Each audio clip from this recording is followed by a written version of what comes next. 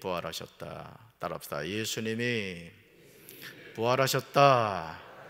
예수님이 부활하셨다. 네, 이런 제목으로 말씀의 은혜를 나누고자 합니다. 2000년 전 어느 날 정오가 되었습니다. 온 땅에 어둠이 임하여 오후 3시까지 계속되었습니다.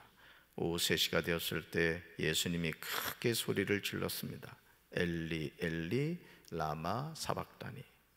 이 말은 나의 하나님 나의 하나님 어찌하여 나를 버리셨나이까, 이런 뜻입니다. 하나님의 아들이신 예수님이 아버지께 버림받으셨습니다. 마태복음 27장 50절에서 예수님이 다시 크게 소리를 지르시고 영원히 떠나셨다, 이렇게 기록하고 있습니다. 예수님은 죄인들의 죄를 해결하시기 위해서 갈보리 십자가에서 죽으셨습니다. 자기 죄가 아니라 허물과 죄로 죽어있는 영혼들을 위하여 저주의 십자가에서 대신 죽으신 겁니다.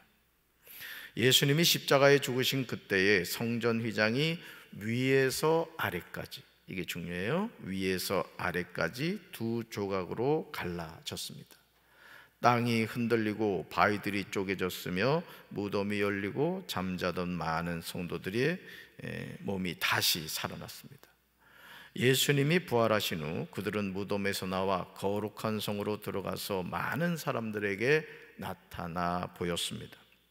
사랑하는 성도 여러분, 저와 여러분의 신앙에서 중요한 두 가지가 있습니다. 물론 다 중요합니다. 그러나 그 중에 특별히 중요한 두 가지가 있는데, 먼저 뭐냐? 따라합시다. 십자가. 예수님은 십자가에서 우리의 모든 죄를 씻어주셨습니다. 우린 이걸 믿어야 돼요. 따라합시다. 예수님이 나의 모든 죄를 십자가에서 완전히 씻어주셨습니다. 아멘. 여기서 죄 씻음은 우리의 과거, 현재, 미래의 모든 죄를 의미하는 거예요. 과거, 현재, 미래의 모든 죄를 누가 씻어주셨다? 예수님이 완전히 씻어주셨다. 죄의 삭은 사망입니다. 그럼 예수님이 돌아가신 이유는 죄의 값으로 돌아가신 거예요. 누구의 죄?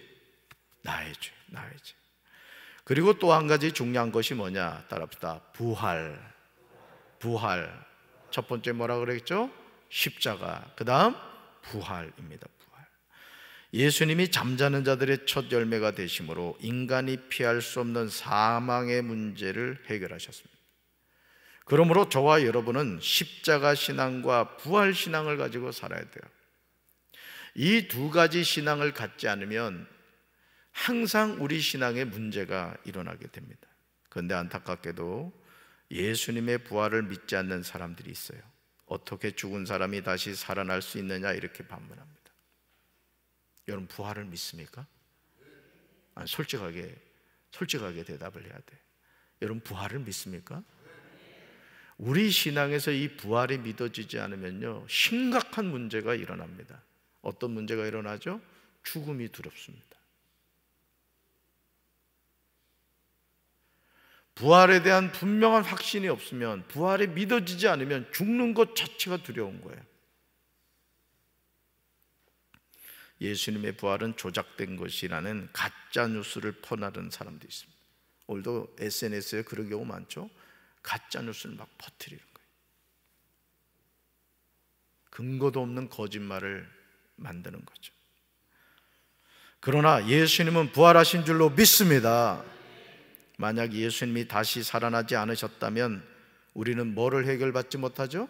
죄 문제를 해결받지 못하는 거예요. 예수님은 반드시 부활하셔야 됩니다.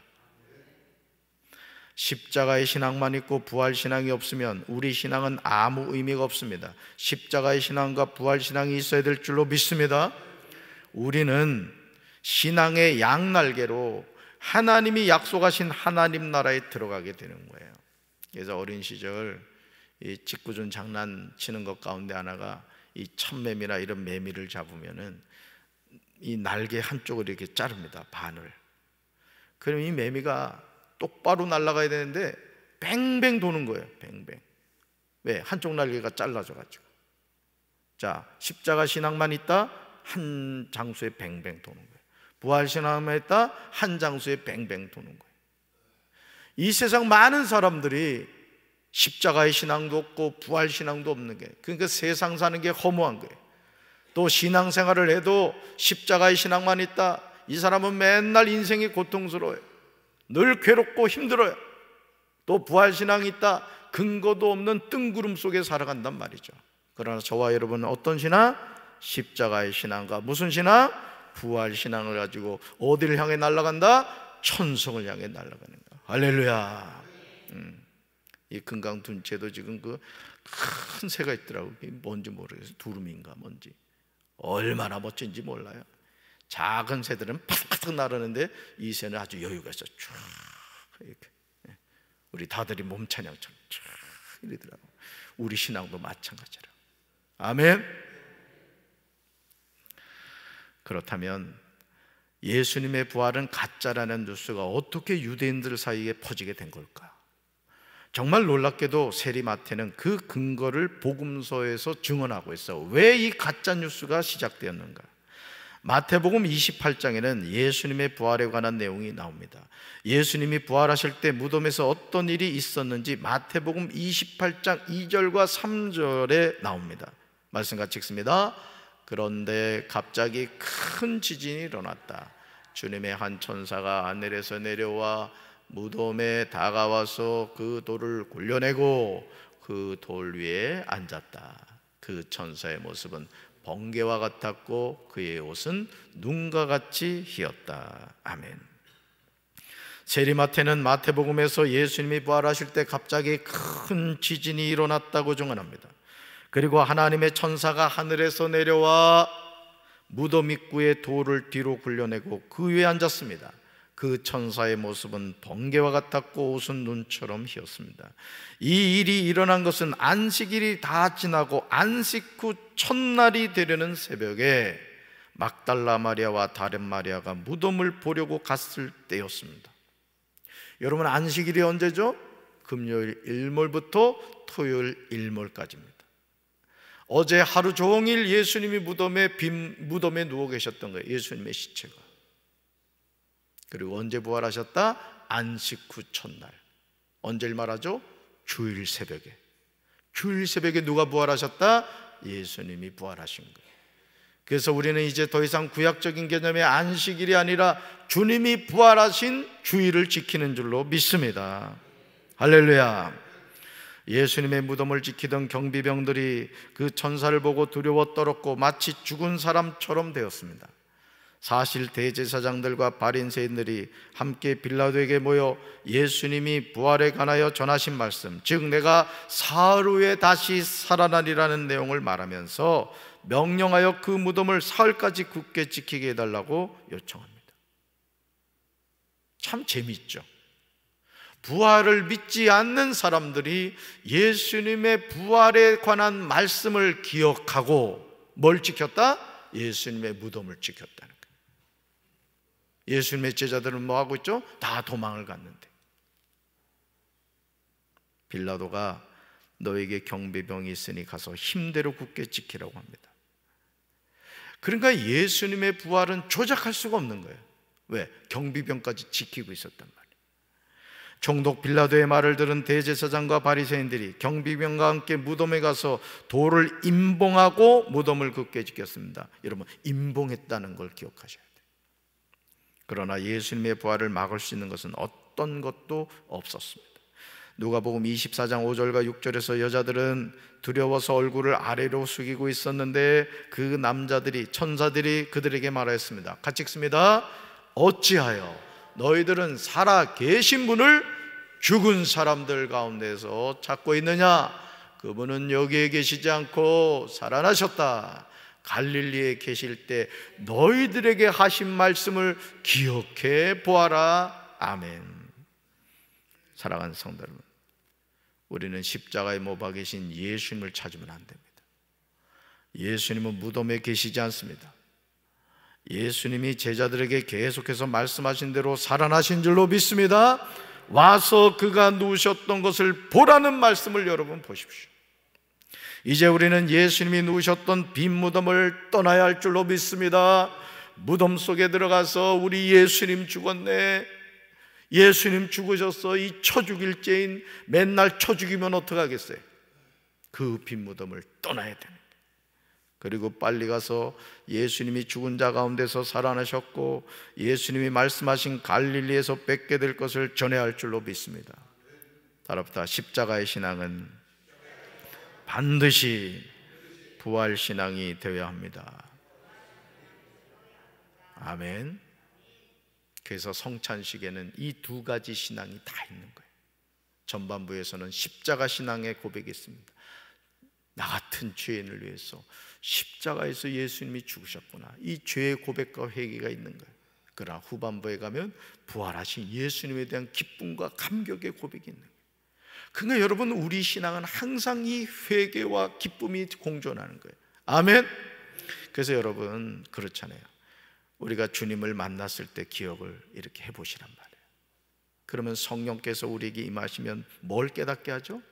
죄를 깨닫게 한단 말이에요. 내가 얼마나 몹쓸 인간이고 더럽고 추한 죄인인가를 깨닫게 해주시죠.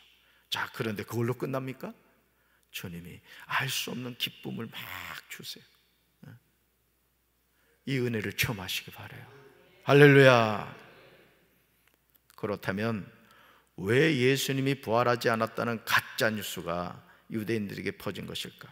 마태복음 28장 11절부터 15절에 가짜 뉴스의 근거가 나와요.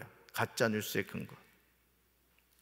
예수님이 부활하신 후에 경비병 중에 몇이 성에 들어가 모든 된 일을 대제사장들에게 알립니다. 그들이 장로들과 함께 모여 의논하고 군인들에게 돈을 많이 줍니다.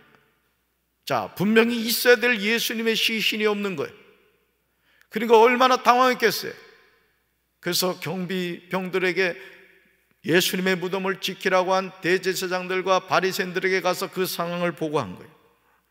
대제사장과 장로들이 의논하여 만들어낸 거짓말이 무엇입니까? 예수님의 제자들이 밤중에 와서 우리가 잠든 사이에 시체를 훔쳐갔다 말하라는 거예요. 만약 이 소문이 총독의 귀에 들어가더라도 우리가 잘 말해서 너에게 문제가 없도록 해주겠다는 겁니다. 여러분, 경비병이 경비에 실패하면 어떻게 되죠? 죽는 겁니다. 목숨을 잃는 거예요. 그러니까 뭘 하는 거예요? 거래를 하는 거예요. 말 잘해 줄 테니까, 너희가 살 수 있는 방법을 우리가 제시해 줄 테니까 뭐 해라? 거짓말을 하라는 거예요. 뭐라고요? 우리가 잠든 사이에 시체를 훔쳐갔다. 여러분, 경비병이 경비를 안 보고 잠을 잤다. 이건 어떻게 된 거야? 죽는 거예요, 죽는 거. 그러니까 이 말에도 엄청 모순이 있는 겁니다. 이 말 한 것 자체가 나를 죽여주세요, 이 말이란 말이죠. 그러자 군인들은요, 잘 보세요. 돈을 받고 시키는 대로 했습니다. 사실 어떻게 보면 이 경비병들에게는 선택의 여지가 없었어요. 이 거짓말을 하지 않으면 경비병들은 죽는 겁니다. 그런데 살 길을 제시해 주죠. 돈까지 주죠. 따르겠어요, 안 따르겠어요? 당연히 따르죠. 그래서 이 말이 오늘날까지도 유대 사람들 사이에 널리 퍼지게 된 거예요. 그러니까 유대인들은 어떻게 알고 있다? 예수님의 제자들이 밤중에 와서 경비병들이 잠든 사이에 시체를 훔쳐갔다. 그리고 뭐 했다? 예수님 부활했다는 거짓말 한다는 것이죠. 얼마나 어처구니가 없습니까? 예수님이 사망 권세를 깨뜨리시고 분명히 부활하셨는데 군인들이 돈을 받고 대제사장들과 장로들이 시키는 대로 하였습니다. 그런데 이 거짓말이 세리마태가 복음서를 기록하고 있는 오늘날까지도 유대 사람들 사이에 널리 퍼지게 된 거예요. 이런 거짓령이 오늘 저와 여러분이 사는 이 세상에도 만연합니다. 거짓말을 참말로 받아들인다는 거예요. 그래서 여러분들에게 계속 당부하는 말씀에 거짓말 하지 말라. 거짓말도 습관입니다, 여러분. 아주 더러운 영적인 습관인 거예요. 따라서 거짓말하지 맙시다. 거짓말하지 맙시다. 아멘. 거짓말을 한다는 얘기는 마귀를 내 안에 모시는 겁니다. 왜? 마귀는 거짓의 영이랍니다. 예수 믿는 사람이 절대 거짓말 퍼뜨리면 안 돼요. 이 경비병들 보세요.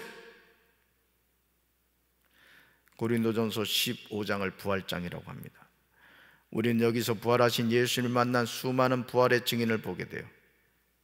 부활이 믿어지지 않는 사람은 고린도전서 15장을 계속 묵상하면서 읽어보세요. 고린도전서 15장 5절부터 8절까지 나옵니다. 누가 나옵니까? 게바, 12제자, 500여 형제, 야고보, 모든 사도 바울 등입니다. 한두 명이 아니에요.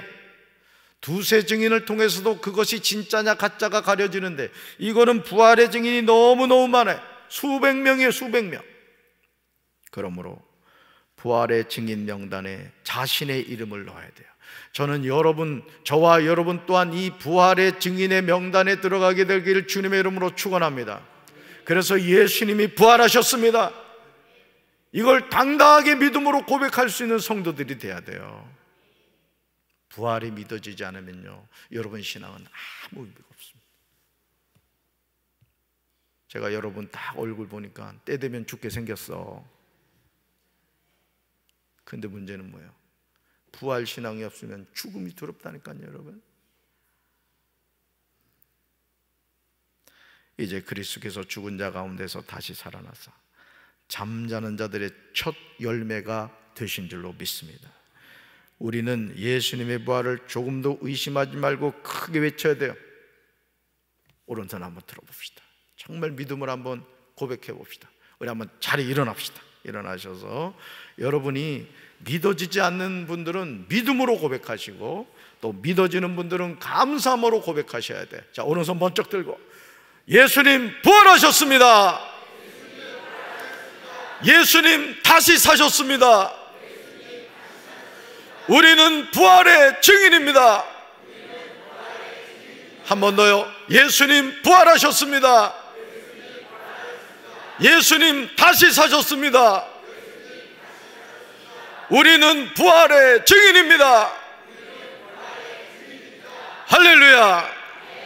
자리에 앉으십시다. 가슴에 손 얹겠습니다. 하나님, 예수님은 십자가에서 분명히 못 박혀 죽으셨습니다. 그리고 오늘 이 새벽 미명에 사망 권세를 깨뜨리시고 다시 사셨습니다. 주님, 우리의 신앙이 십자가의 신앙과 부활 신앙이 되게 도와 주시옵소서. 그래서 우리가 이 험한 세상 살아갈 때 믿음의 선한 싸움, 부활 신앙과 십자가의 신앙으로 승리하며 살아가게 하옵소서. 지난 한 주 동안 우리에게 은혜 주신 주님을 찬양합니다. 오늘 부활주일을 맞이하여 부활의 신앙으로 기쁨과 감격의 고백이 있는 우리 사랑하는 성도들 되게 하옵소서. 이제는 우리 주 예수 그리스도의 크신 은혜와 하나님 아버지의 한없는 사랑과 성령님의 교통하심이 십자가의 신앙과 부활 신앙을 통해 하나님이 약속하신 천성을 향하여 믿음으로 전진하며 나아가기 원하는 사랑하는 주의 백성들 위해 이제부터 영원토록 함께 하시기를 간절히 축원하옵나이다. 아멘.